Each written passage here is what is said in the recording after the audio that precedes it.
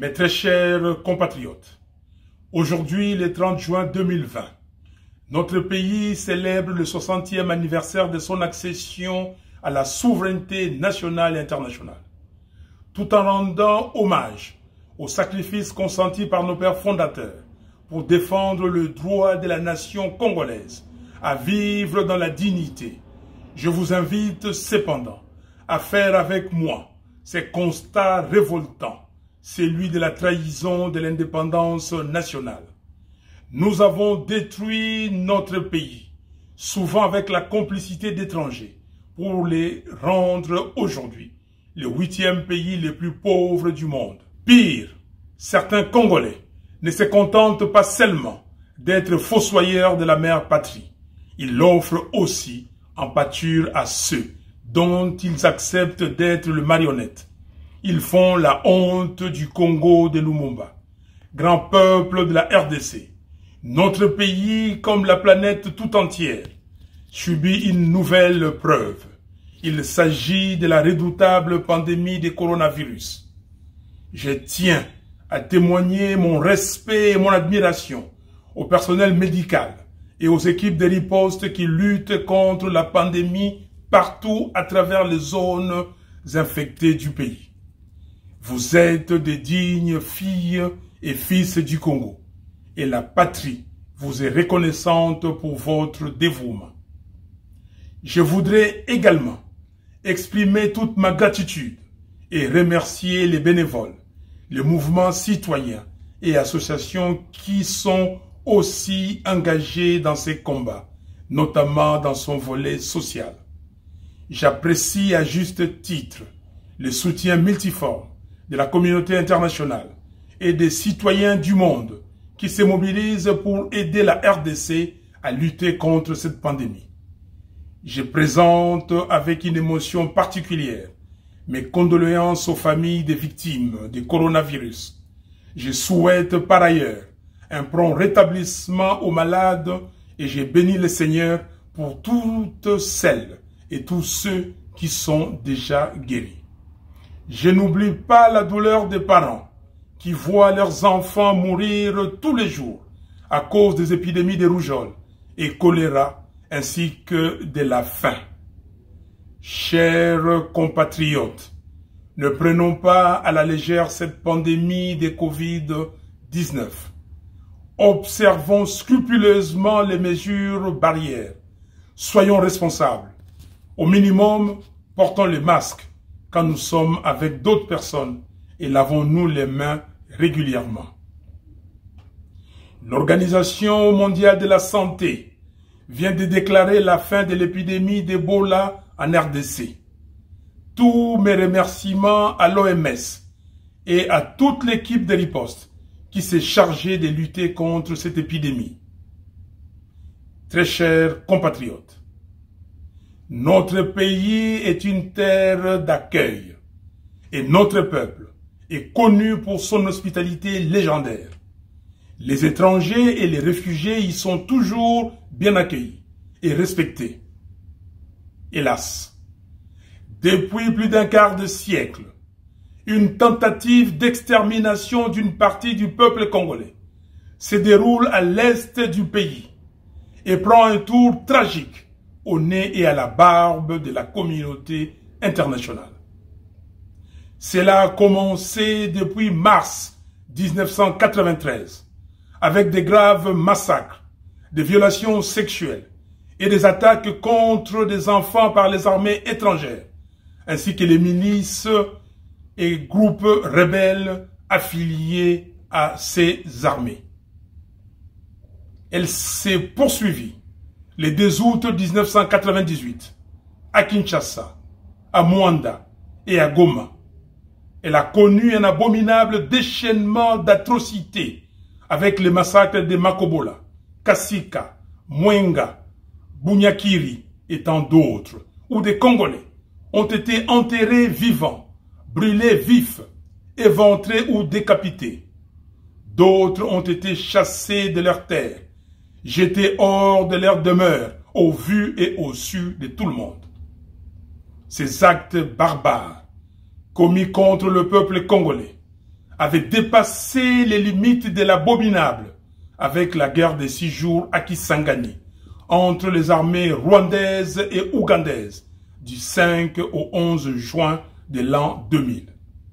Le rapport Mapping de l'ONU, rédigé par le Haut Commissariat des Nations Unies aux droits de l'homme, qui décrit les violations les plus graves des droits humains et du droit international humanitaire commises en République démocratique du Congo entre mars 1993 et juin 2003 est restée lettre morte. Cette absence de justice internationale s'agissant de la RDC est non seulement choquante, mais surtout incompréhensible, car à ce jour, les massacres continuent. Les incendies des villages, les viols, les tueries à la machette se poursuivent et les déportations massives transforment les routes du Grand Kivu, de l'Ituri et du Haut-Katanga en chemin de la mort et de la terreur. Sans oublier les massacres de Bundu-Dia-Congo dans le Congo central, de Kamwena-Sapu dans les Kasaï, des Enyele dans l'Équateur, des Yumbi dans le Maïndombe, j'en passe. Toutes ces tueries démontrent clairement que le but poursuivi est d'imposer au peuple congolais l'affolement et la terreur, de vider les villages de leur population autochtone pour ainsi occuper les terres congolaises abandonnées. Comme peuple, nous devons vaillamment lutter contre cela. De 1993 à aujourd'hui, on parle de 6 millions, 8 millions et même de 10 millions de Congolais qui ont péri par le simple fait qu'ils sont filles et fils d'une terre riche que certains de nos voisins, soutenus par certaines forces extérieures, tiennent à occuper coûte que coûte. Cette tragédie est fondamentalement un crime contre l'identité de notre peuple, mais aussi et surtout contre toute la civilisation humaine. En un mot, c'est un génocide du peuple congolais, grand peuple de la RDC, de l'intérieur et de la diaspora. Le sang de nos compatriotes suppliciés, dont plusieurs dorment sans tombeau, ne doit pas avoir coulé en vain. Ainsi, le serment que nous lèguent tous nos martyrs, c'est la nécessité absolue pour notre peuple que cette abominable industrie de la mort qui a décimé des millions de vies congolaises, qui a détruit des millions de familles et qui a traumatisé le survivant pour longtemps, ne soit oublié par personne. Il est donc de notre devoir de rendre hommage aux victimes de ces crimes odieux, non seulement par le souvenir, mais aussi par les rappels historiques aux autres. Il est aussi de notre devoir de documenter cette barbarie contre l'humanité, de rechercher la justice, de l'enseigner à nos enfants et de passer les flambeaux de l'histoire des souffrances du peuple congolais aux générations futures. Très chers compatriotes, l'indifférence, c'est la trahison de la patrie. L'oubli, c'est la complicité avec ceux qui portent atteinte aux intérêts fondamentaux de la nation. Les souvenirs, c'est pour que nos enfants ne soient pas infirmes de leur passé, car les générations de demain doivent savoir qu'il fut un temps où des millions de Congolais sont tombés et que le sacrifice de leur vie forme désormais les liens verticaux qui nous relient à la mère patrie et à notre mémoire commune. Les rapports Mapping sur le massacre et atrocités commis entre mars 1993 et juin 2003 par les armées des pays voisins en RDC a été publié en août 2010 et le 2 août 1998 est la date du début de la grande guerre d'agression et d'occupation qui, jusqu'aujourd'hui, continue d'endeuiller le Congo. En ces jours mémorables du 30 juin, jour du 60e anniversaire de l'indépendance nationale, je déclare solennellement que la date du 2 août doit dorénavant être la journée des commémorations du génocide du peuple congolais. À partir d'aujourd'hui, le 2 août doit être à jamais la date qui symbolise notre volonté affirmée de faire reconnaître le calvaire subi par notre peuple comme un crime contre l'humanité. Le 2 août doit alors être l'ardente expression de la révolte d'un peuple qui refuse que son pays soit occupé, balkanisé, c'est-à-dire coupé en morceaux. Partout dans la République et dans la diaspora, le génocide du peuple congolais doit être courageusement commémoré. Alors, dès le 2 août de cette année 2020, sortons les rameaux du deuil, pleurons nos martyrs et disons au monde: assez d'indifférence vis-à-vis du supplice du peuple congolais. Assez de négation de la tragédie du peuple congolais. Très chers compatriotes, aujourd'hui, le Congo de Lumumba souffre. Le Congo de Kasavubu est saigné à blanc. Le Congo de Manoula est à genoux. Nous sommes humiliés. Le pays va tellement mal que ce 60e anniversaire doit susciter une interrogation importante dans le chef de chaque Congolais et de chaque Congolaise. À savoir, pourquoi laissons-nous notre pays être détruit ou à la merci des autres? En effet, après les épisodes ahurissants de mauvaise gestion, de bradage du patrimoine minier, pétrolier, forestier, de volatilisation des recettes publiques, de privatisation du patrimoine foncier et de l'accaparement de certains biens de l'État par les profiteurs du régime de M. Kabila, voilà que, en bons élèves, leurs complices dans les hold-up électoraux de décembre 2018 nous présentent dans la continuité un feuilleton nauséabond sur le montage d'un plan de détournement massif des deniers publics, baptisé Programme d'urgence de 100 jours. Œuvre d'un pouvoir issu du deal de la honte, en définitive de la trahison et de l'indignité.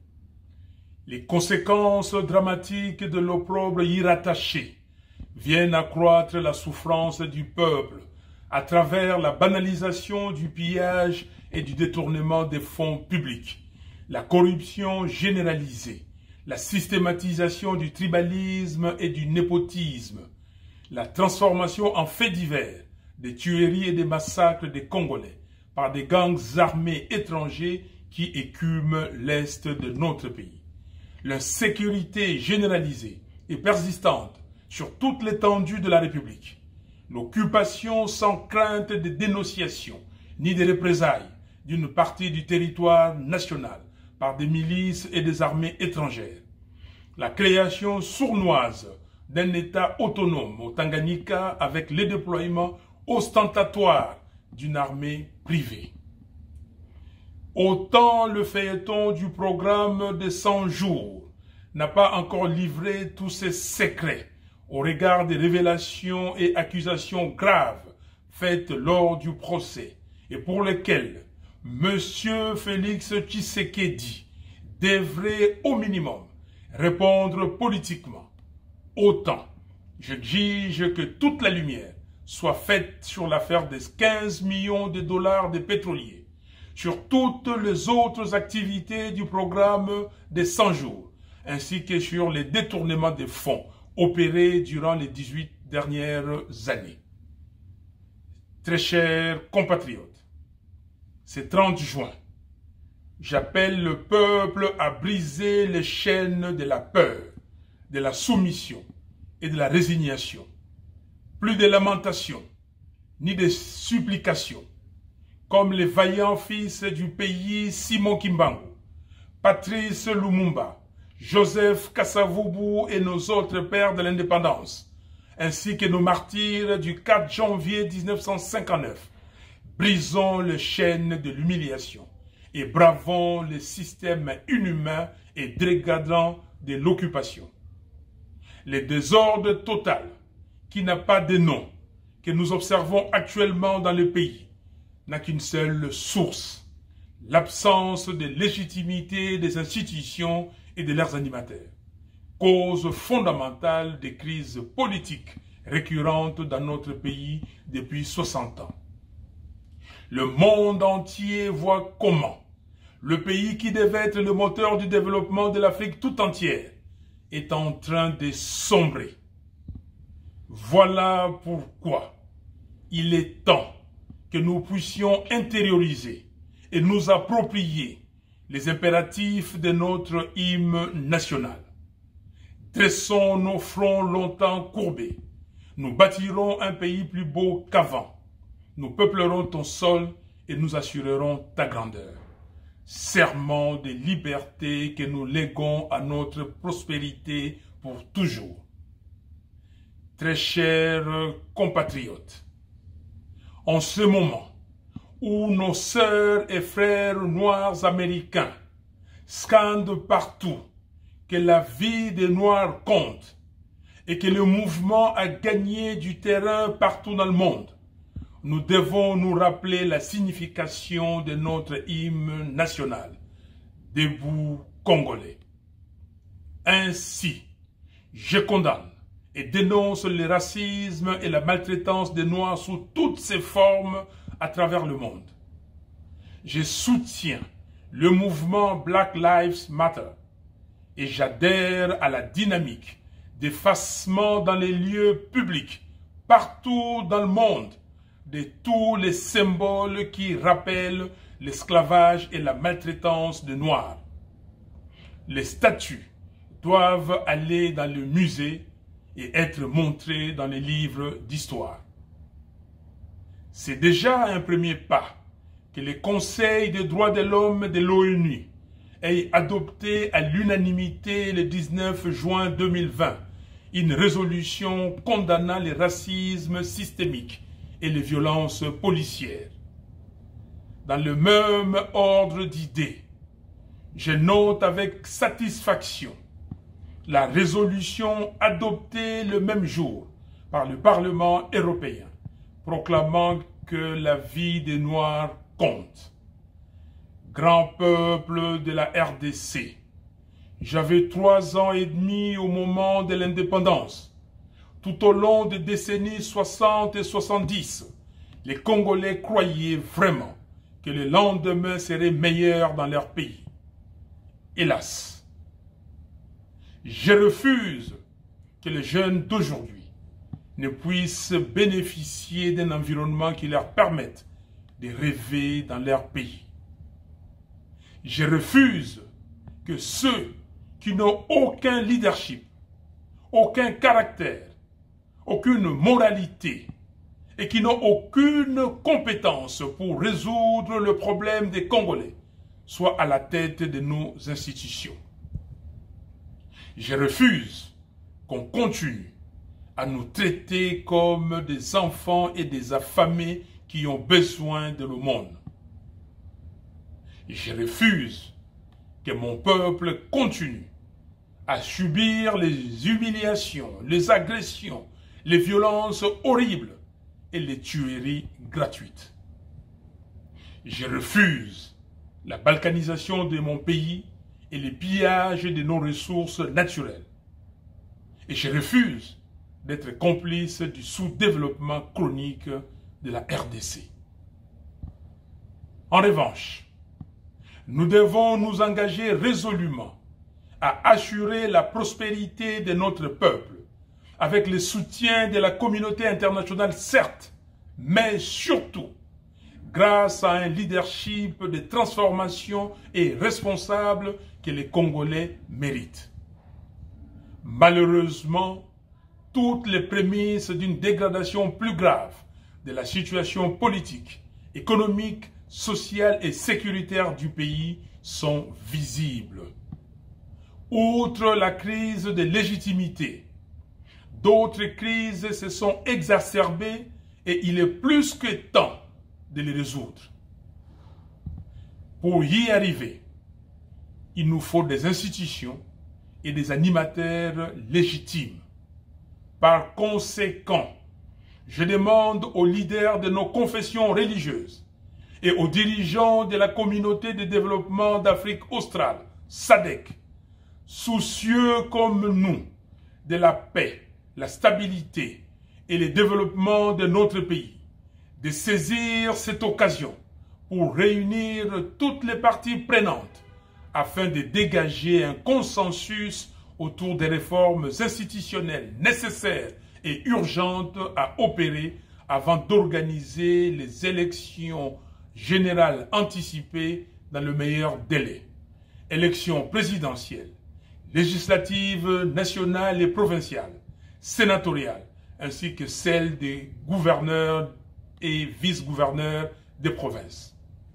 C'est l'unique solution pour sortir de cette crise afin d'assurer le bon fonctionnement des institutions.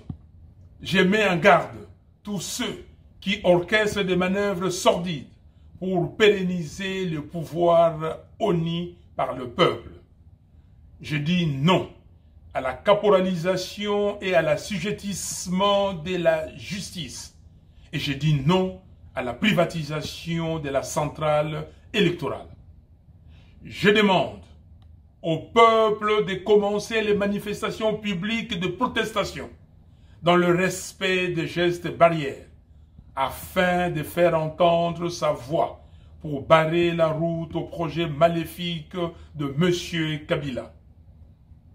Le révérend Martin Luther King avait dit, je cite, « Nous avons la responsabilité morale de désobéir aux lois injustes. » Et moi j'ai dit, face à la médiocrité, à l'injustice et à la trahison, la désobéissance civile est un devoir.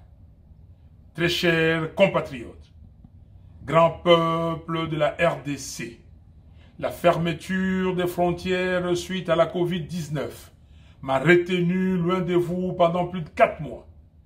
Je rends grâce au Seigneur, ma puissante forteresse, de nous avoir gardés en vie. Je sais que l'heure est grave. Je sais que la situation est explosive et que le pays n'est pas gouverné. Je mesure surtout le degré de vos frustrations. Je serai donc avec vous au pays très bientôt, de sorte qu'ensemble, nous puissions libérer le pays de nos ancêtres et l'engager définitivement sur le chemin de la paix, la stabilité, la dignité, le développement et la prospérité. Vive la République démocratique du Congo unie et indivisible. Que Dieu bénisse la RDC et son vaillant peuple. Je vous remercie.